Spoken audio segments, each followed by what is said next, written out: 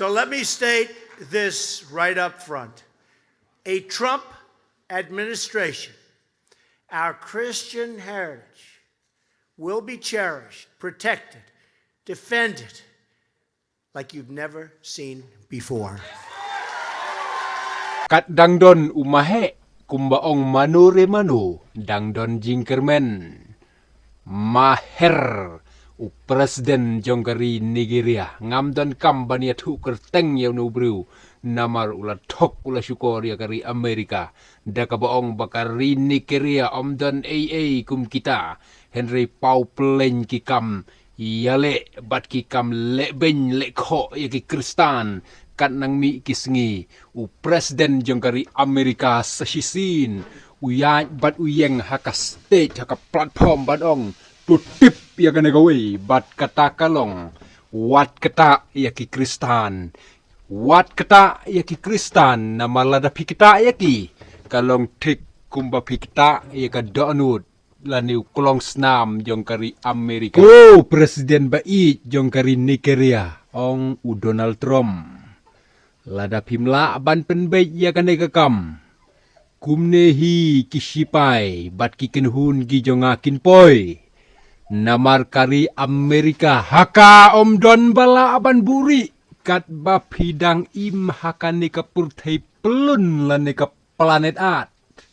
lapidon hatliu ne lapidon hajrong ding ne lapidon hangno ru ken mau kari Amerika kayo iya pi tik la kumbapej ukling ne pukri ya kanu ka jingbam haka kendeu ban sim bat ban ra hasun ken mau ki khmat jongi ka khamiyo i jingai ban ya ka dekho ru haka por menmit kumta wat ong bapinla ban buri nangi kumta galong ka khubor ka basngau tenat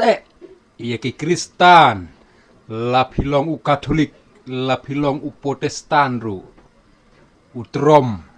unyale banyadaya pi banyadaya ngi badia kita baro ki baong bangangej hau Yesus Kris baro kita kindei uklong snam jonggari Amerika tede na kata kadaw kat dangdon u Donald Trump dangdon ka jingkermen ni aingu yaw blay bau penmi yaw new brew hakabakum kanekaya kabangitip ru kanekaya kabakhadu kabakajing syaleben ya ki Kristan kanang jur kan ami kiwe kisngi kat nang mi kiwe kipo pio ina pimio i haki kubor bakajing syaleben kai kajing riu ki tang suloi kajing syapen ma penting kajing syakinap ki kelung kena kalong ke bai syirkai kabom ila ban pediang haka imlang kasalang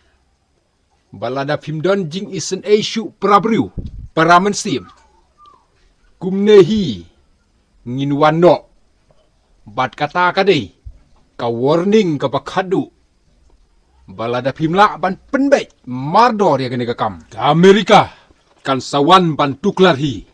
bat hangta pintip syai ngidei ki